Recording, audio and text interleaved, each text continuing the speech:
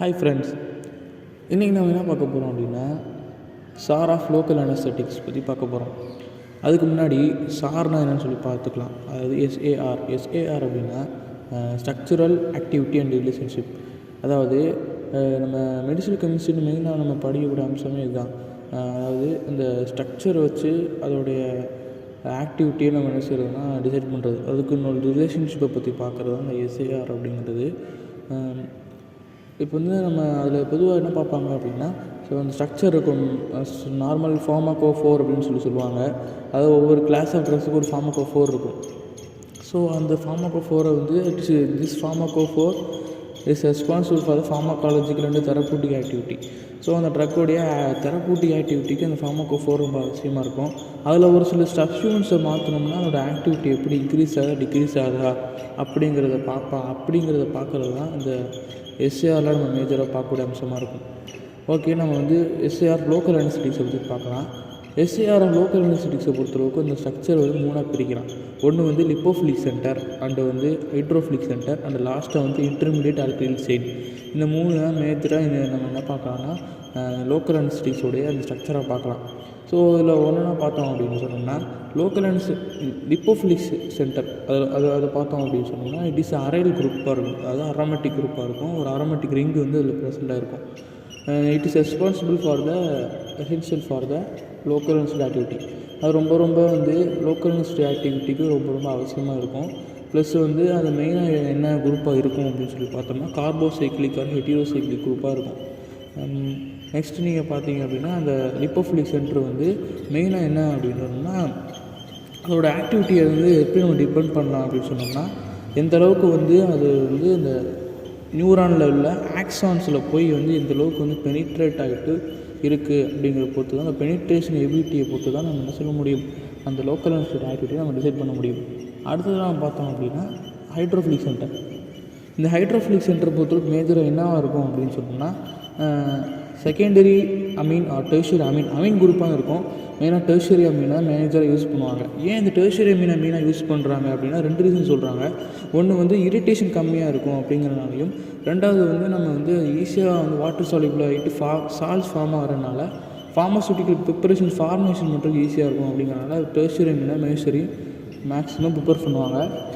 இந்த டெர்ஷியரி அமீன் இந்த hydrophilic group வந்து பொதுவாக பார்த்திங்க அப்படின்னா இந்த ஹைட்ரோஃபிலிக் சென்டர் வந்து மெயினாக வந்து எதுக்கு ரெஸ்பான்சிபிளாக இருக்கும் அப்படின்னா அந்த ட்ரக்கை வந்து டிரான்ஸ்போர்ட் பண்ணுறதுக்கு யூஸ்ஃபுல்லாக இருக்கும். அதாவது அதோட செல் மெம்பரேன்லேருந்து செல்லேருந்து ரிசப்டார் டு பைண்ட் பண்ணுறதுக்கு இந்த டிரான்ஸ்போர்ட்டேஷனுக்கு மெயினாக அந்த ஹைட்ரோஃபிலிக் சென்டர் ஒரு மேஜர் ரோல் ஃபார்ம் பண்ணுன்னு சொல்லுவாங்க. அடுத்து வந்து இந்த ஹைட்ரோஃபிலிக் இந்த நடுவில் உள்ள இன்டர்மீடியட் ஆல்கைல் செயினை பற்றி பார்த்தோம் அப்படின்னா அதை வந்து மேஜர் 2ஆக பிரிப்பாங்க. Ester based or amide based சொல்லி பிரிப்பாங்க. எஸ்டர் பேஸ்டு இன்டர்மீடியட் செயினும் இருக்குது, அமைட் பேஸ்டு ஆல்கைல் இன்டர்மீடியட் செயினும் சொல்லி இருக்குது. இந்த எஸ்டர் பேஸ்டு இன்டர்மீடியட் செயினை பொறுத்தளவுக்கு அதில் வந்து வேகமாக என்ன செய்யும் அப்படின்னு மெட்டாபாலிசம் ஆகிட்டு ஷார்ட் டூரேஷன் ஆக்ஷன் தான் இருக்கும். ஆனால் அந்த அமைட் பேஸ்டை பொறுத்தளவுக்கு லாங் டூரேஷனாக இருக்கும். ஏன்னா மெட்டாபாலிசம் ரொம்ப கம்மியாக இருக்கும் அப்படிங்கிறத ஒரு விஷயமாக சொல்கிறாங்க. அதே மாதிரி நம்ம ஜென்ரலாக பார்த்தோம் அப்படின்னு சொன்னோம்னா எல்லாமே மேக்ஸிமம் வந்து லோக்கல் அனஸ்தட்டிக்ஸை பொறுத்தளவுக்கு அது வந்து சால்ட் ஃபார்மில் தான் இருக்கும்.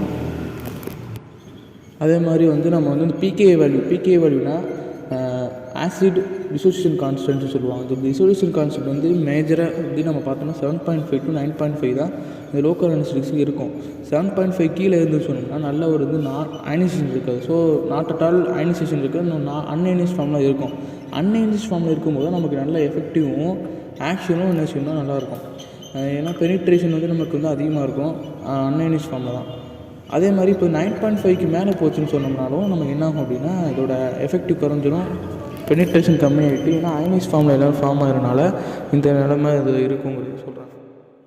அடுத்து நம்ம ஜென்ரலாக பார்த்து கொண்டு இருக்கக்கூடிய அந்த அம்சங்கள் லோக்கல் அனஸ்தட்டிக்ஸுக்கு சார் ஆஃப் லோக்கல் அனஸ்தட்டிக்ஸில் பொறுத்தளவுக்கு லோக்கல் அனஸ்தட்டிக்ஸ் பொறுத்தளவுக்கு 3 விதமாக பைண்ட் ஆகும். இதுலனா பிளாஸ்மாலையும் டிஷ்யூ ப்ரோட்டீனையும் 3 விதமாக பைண்ட் ஆகும். என்னென்ன அந்த ஃபோர்ஸஸ் சொல்லணும்னா van der Waals force, dipole interaction and electrostatic ஃபோர்ஸில் லோக்கல் அனஸ்தட்டிக்ஸ் பைண்ட் ஆகும். இது ஒரு அம்சம். அதே மாதிரி பார்த்தோம் அப்படின்னா அந்த ஹோமோலோகஸ் சீரீஸ், அதாவது என்ன பண்ணுறாங்க அப்படின்னா அந்த லிப்போஃபிலிக் சென்டர் அந்த ஹைட்ரோஃபிலிக் சென்டரை நம்ம சொல்லியிருந்தோம். அரைல் குரூப் இருக்கும், ஒரு அரோமேட்டிக் ரிங் இருக்கும். அதே மாதிரி அதில் வந்து அமினோ குரூப் இருக்குன்னு சொல்லியிருந்தோம்.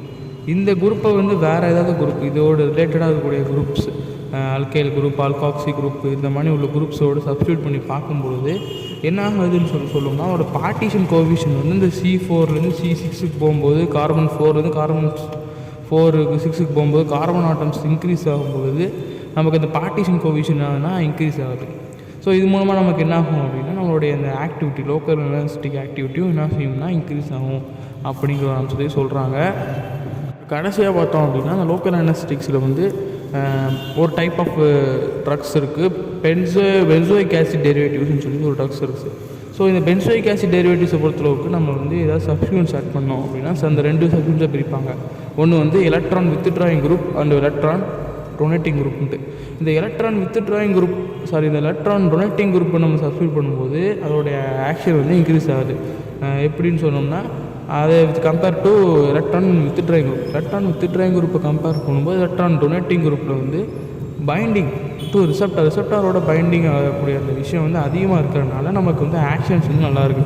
அதே மாதிரி லாஸ்ட்டாக பார்த்தோம் அப்படின்னா இந்த இன்டர்மீடியட் செயினில் நம்ம 2 விதமாக சொன்னோம். ஒன்று எஸ்டர் வந்து அமைட் செயின் சொல்லுவோம். இந்த amide functioning group containing local அனஸ்டிக்ஸை பொறுத்தளவுக்கு அதோட பைண்டிங் வந்து ரொம்ப நல்லாவே எஃபெக்டிவாகவே இருக்குது அப்படிங்கிறத சொல்கிறாங்க. தட்ஸ் ஆல் இந்த SAR ஆஃப் லோக்கல் அனஸ்டிக்ஸ். கண்டிப்பாக உங்களுக்கு லோக்கல் அனஸ்டிக்ஸுடைய SAR வந்து உங்களுக்கு வந்து புரிஞ்சிருக்கும். இதை வந்து நம்ம மாற்றணும் அப்படின்னா எப்படிலாம் வந்து அதோடைய ஆக்டிவிட்டி வந்து ஸ்ட்ரக்சர் பேஸ் பண்ணி இருக்குது, எதை ஆக்டிவ் பண்ணி இதை வந்து நம்ம சப்ஸ்டியூட் பண்ணால் இன்க்ரீஸ் ஆகுது டிக்ரீஸ் ஆகுதுங்கிறதெல்லாம் நம்ம என்ன சொன்னோம்னா பார்த்தோம். அதான் டவுட்ஸ் அப்படின்னு சொன்னீங்கன்னா நீங்கள் கமெண்ட் செக்ஷனில் மென்ஷன் பண்ணுங்கள். தேங்க்யூ ஃபார் வாட்சிங் guys. Have a nice day.